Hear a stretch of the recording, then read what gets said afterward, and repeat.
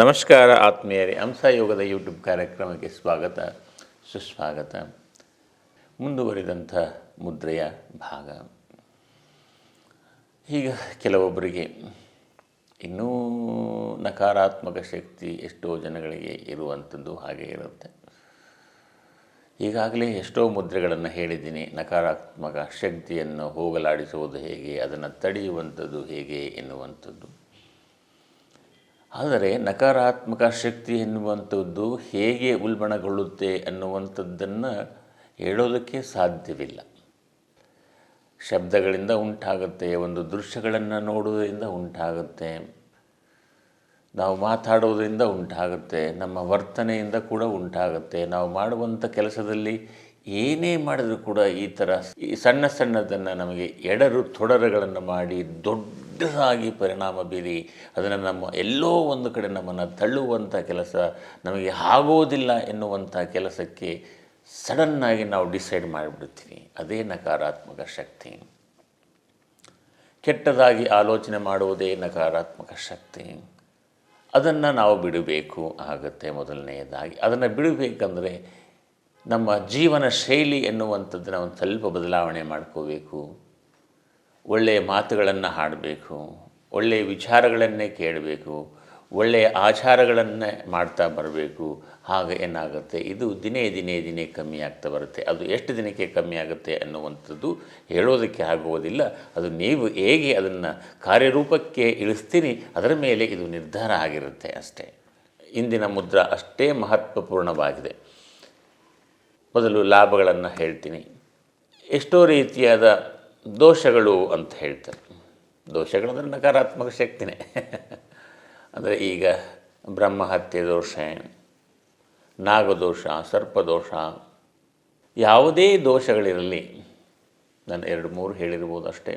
ಇನ್ನೂ ಅನೇಕ ದೋಷಗಳಿಗೆ ಇದು ಉತ್ತಮವಾದ ರೀತಿಯಲ್ಲಿ ನಿಮಗೆ ಸಹಾಯ ನೀಡುತ್ತೆ. ಅದನ್ನು ಮಾಡ್ತಾ ಹೋಗಬೇಕು. ಈ ಮುದ್ರೆಯನ್ನು 2 ಪ್ರಕಾರದಲ್ಲಿ ಮಾಡುವಂಥದ್ದು ವಾಡಿಕೆ ಇದೆ.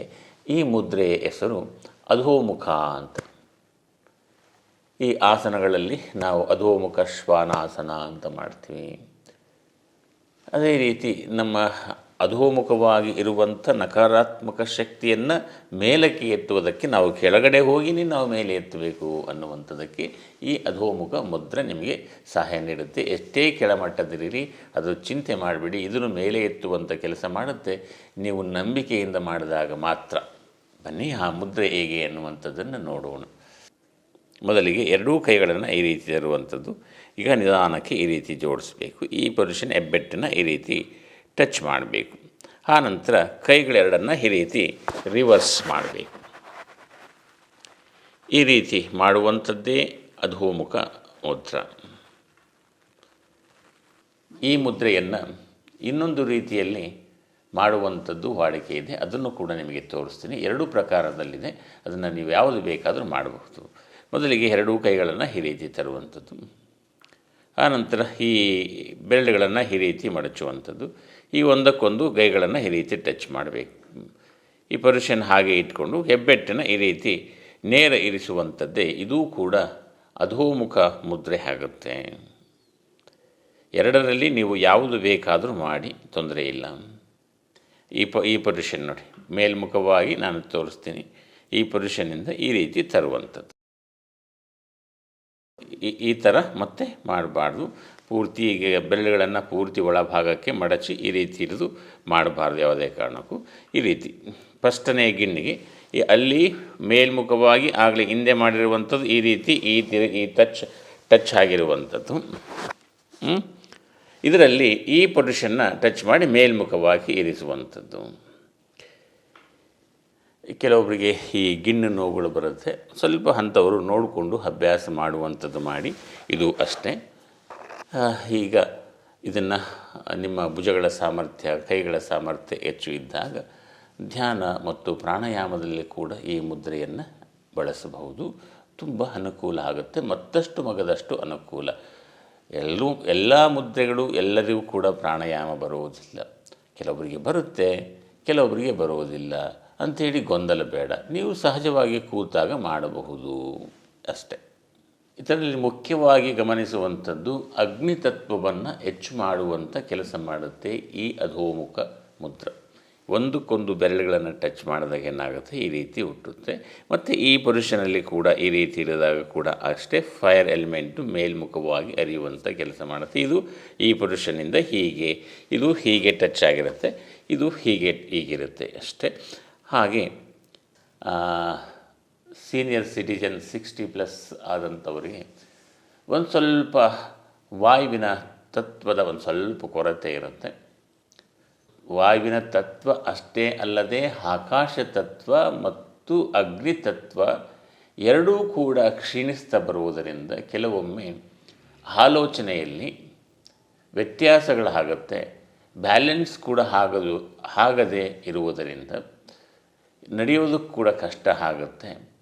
ಮನಸ್ಸು ಕೂಡ ವಿಚಲಿತವಾಗಿ ಕೆಲಸ ಮಾಡುತ್ತೆ. ಮಾತಾಡಬೇಕಾದ್ರೆ ಏನು ಮಾತಾಡ್ತೀವಿ ಅನ್ನುವಂಥದ್ದು ಕೂಡ ಗೊತ್ತಾಗೋದಿಲ್ಲ. ಕೆಲವೊಮ್ಮೆ ನಾನೆಲ್ಲ ಕರೆಕ್ಟಾಗಿದ್ದೀನಿ, ನಮ್ಮ ಮಕ್ಕಳೇ ಸರಿಯಿಲ್ಲ ಎನ್ನುವಂಥ ಮನೋಭಾವನೆ ಕೂಡ ಒಮ್ಮೊಮ್ಮೆ ಬರುವಂಥ ಸಾಧ್ಯತೆಗಳು ಹೆಚ್ಚು. ಈ ರೀತಿ ನಮ್ಮ ಪಂಚತತ್ವಗಳು ಅಂದರೆ ಪಂಚಭೂತಗಳು ಕಾರ್ಯ ಸರಿಯಾಗಿ ನಡೆಸದೇ ಇರುವುದರಿಂದ ಗಾಳಿ ಭಾಳ ಅವಶ್ಯವಾಗಿ ಬೇಕು, ಅಗ್ನಿತತ್ವ ಅಷ್ಟೇ ಬೇಕು, ಆಕಾಶ ತತ್ವ, ಭೂತತ್ವ, ಜಲತತ್ವ. ಭೂತತ್ವ ಏನು ಮಾಡುತ್ತೆ ಈ ಮುದ್ರೆಯಲ್ಲಿ ಎನ್ನುವಂಥದ್ದನ್ನು, ಭೂಮಿ ಎನ್ನುವಂಥದ್ದೆಲ್ಲಿದೆ, ಆಕಾಶದಲ್ಲ ಕೆಳಭಾಗದಲ್ಲೇ ಇರುವಂಥದ್ದು. ಆ ಶಕ್ತಿ ನಮಗೆ ಪುಷ್ಟಿ ಕೊಟ್ಟು ನಕಾರಾತ್ಮಕ ಶಕ್ತಿಯನ್ನು ತೊಲಗಿಸುವಂಥ ಶಕ್ತಿ ನಮ್ಮಲ್ಲಿ ಹೆಚ್ಚು ಮಾಡಿಕೊಡುತ್ತೆ ದಿನೇ ದಿನೇ. ಆ ಜಲತತ್ವ ಕೆಳಭಾಗದಲ್ಲಿ, ಭೂಮಿಯ ಒಳಭಾಗದಲ್ಲಿ ಜಲತತ್ವ ಇರುವುದರಿಂದ ಅಲ್ಲಿಂದ ಪುಷ್ಟಿ ನೀಡುತ್ತೆ ನಿಮಗೆ. ಭೂಮಿಯಿಂದ ನಾವು ಏನೆಲ್ಲ ಆಹಾರಗಳನ್ನು ಬೆಳಿತೀವಿ ಅದನ್ನು ನಾವು ಸೇವನೆ ಮಾಡಿದಾಗ ಏನಾಗುತ್ತೆ, ಆ ಭಾವನೆಗಳು ಈ ಪಿಂಡಾಂಡದಲ್ಲಿ ಇರುವಂತಹ ಪಂಚಭೂತಗಳು ಒಂದಕ್ಕೊಂದು ಸಂಬಂಧವನ್ನು ಈ ರೀತಿ ಹೋಲೈಕೆ ಮಾಡಿ ಈ ರೀತಿ ಮುದ್ರೆಗಳನ್ನು ಹಿಡಿದಾಗ ಅದು ಎಷ್ಟೋ ರೀತಿಯಾದ ಶಕ್ತಿಗಳನ್ನು ನಮಗೆ ಒದಗಿಸಿ ಬರುತ್ತೆ. ಬ್ರಹ್ಮಾಂಡದಲ್ಲಿ ಆಗಿರುವಂಥ ಆಹಾರದನ್ನು ನಾವು ತಿನ್ನುವುದರಿಂದ ಪಿಂಡಾಂಡದಲ್ಲಿ ಬದಲಾವಣೆ ಆಗಬೇಕು ಅಂತಂದರೆ ಇಂತಹ ಮುದ್ರೆಗಳನ್ನು ಅವಶ್ಯವಾಗಿ ಮಾಡುವಂಥದ್ದು ಇರಬೇಕು. ಇಲ್ಲದೇ ಇದ್ದರೆ ಆಗೋದಿಲ್ಲ. ಅಂದರೆ ನಮ್ಮ ಮನಸ್ಸಿನಲ್ಲಿ ವಿಚಲಿತ ಆಗದೆ ಡೌಟ್ ಕೂಡ ಬರ್ತಾ ಇರುತ್ತೆ ಹೆಚ್ಚಿನ ಜನಗಳಿಗೆ, ಇದನ್ನು ಮಾಡಿದ್ರೆ ಆಗುತ್ತೆ. ಅಂತಹ ಡೌಟ್ ಬಾರದೇ ಇರುವ ರೀತಿಯಲ್ಲಿ ನಿಮ್ಮನ್ನು ಮುನ್ನೆಚ್ಚರಿಕೆಯಿಂದ ಮುನ್ನಡೆಸುವಂಥ ಅನೇಕ ಮುದ್ರೆಗಳು, ಇದು ಅಷ್ಟೇ ಅಲ್ಲದೆ ಅನೇಕ ಮುದ್ರೆಗಳು. ಅದಕ್ಕೆ ಹೇಳುವಂಥದ್ದು ಮುದ್ರಾ ನಿಮ್ಮ ದೇಹ ಭದ್ರ ಅಲ್ವೇ. ಇಂತಹ ಮುದ್ರೆಗಳನ್ನು ಸತತವಾಗಿ ಅಭ್ಯಾಸ ಮಾಡುವಂಥದ್ದು ಮಾಡಿ. ನಿಮಗೆ ಎಲ್ಲ ಮುದ್ರೆಗಳಿದೆ, ಎಲ್ಲವೂ ಮಾಡುವಂಥದ್ದು ಅವಶ್ಯಕತೆ ಬೇಕಾಗಿಲ್ಲ. ನಿಮಗೆ ಯಾವುದು ಅನುಕೂಲಕರ ಆಗುತ್ತೋ ಅಂತಹ ಮುದ್ರೆಗಳನ್ನು ಅನುಸರಿಸಿ. ತಿಳ್ಕೊಳ್ಳೋದು ತಪ್ಪು ಅಂತ ಹೇಳೋದಿಲ್ಲ. ತಿಳಿದು ಅದನ್ನು ಕಾರ್ಯರೂಪಕ್ಕಿಳಿಸಿ ಅದನ್ನು ಅನುಭವಿಸಿ ಇತರರಿಗೂ ಕೂಡ ಅದನ್ನು ಸಂದೇಶವನ್ನು ರವಾನೆ ಮಾಡಿ. ಈ ರೀತಿ ಮಾಡುವುದರಿಂದ ಇದು ಋಷಿ ಯಜ್ಞ ಆಗುತ್ತೆ. ನೀವು ತಿಳಿದು ನಿಮ್ಮಲ್ಲೇ ಇಟ್ಕೊಂಡಿದ್ದಾದ್ರೂ ವೇಸ್ಟ್ ಆಗುತ್ತೆ. ಅದಕ್ಕೆ ರವಾನೆ ಮಾಡಿ, ನಿಮ್ಮ ಮಾತುಗಳ ಮುಖೇನ ಈ ದೃಶ್ಯವನ್ನೇ ಅವರಿಗೆ ರವಾನೆ ಮಾಡಿ, ಅವರು ನೋಡಿ ಎಲ್ಲರೂ ಕೂಡ ಸುಖವಾಗಿರಲಿ. ಹೌದಲ್ವಾ? ಮುಂದಿನ ಸಂಚಿಕೆಯಲ್ಲಿ ಮತ್ತೊಂದು ಹೊಸ ವಿಷಯದೊಂದಿಗೆ ಸಿಗೋಣ. ಅಲ್ಲಿವರೆಗೂ ನಗ್ನಗ್ತಾ ಇರಿ, ಖುಷಿಯಾಗಿರಿ, ಸಂತೋಷವಾಗಿರಿ. ಸಂತೋಷಕ್ಕೆ ಯಾವುದೇ ಕಾರಣಕ್ಕೂ ಧಕ್ಕೆ ಮಾಡದೆ ನಗ್ನಗ್ತಾ ಇರಿ. ಬೇಗ ಮಲಗಿ ಬೇಗ ಹೇಳಿ. ಲೋಕ ಸಮಸ್ತ ಸುಖಿನೋ ಭವಂತು, ಸನ್ಮಂಗಳಾನಿ ಭವಂತು. ಓಂ ಶಾಂತಿ ಶಾಂತಿ ಶಾಂತಿ. ವೀಕ್ಷಕರ ಗಮನಕ್ಕೆ ನಿಮ್ಮ ಅನಿಸಿಕೆ ಅಥವಾ ಅಭಿಪ್ರಾಯಗಳನ್ನು ಕಾಮೆಂಟ್ ಮುಖಾಂತರ ವ್ಯಕ್ತಪಡಿಸಬಹುದು. ಹಾಗೂ ನಿಮಗೆ ಇನ್ನೂ ಹೆಚ್ಚಿನ ರೀತಿಯಲ್ಲಿ ಪ್ರಾಣಾಯಾಮಗಳನ್ನು ಅಭ್ಯಾಸ ಮಾಡಬೇಕು ಎಂದು ಅನಿಸಿದಾಗ ನಮ್ಮನ್ನು ಇಮೇಲ್ ಮುಖಾಂತರ ಸಂಪರ್ಕಿಸಿ. ಲೋಕ ಸಮಸ್ತ ಸುಖಿನೋ ಭವಂತು, ಸನ್ಮಂಗಳಾನಿ ಭವಂತು.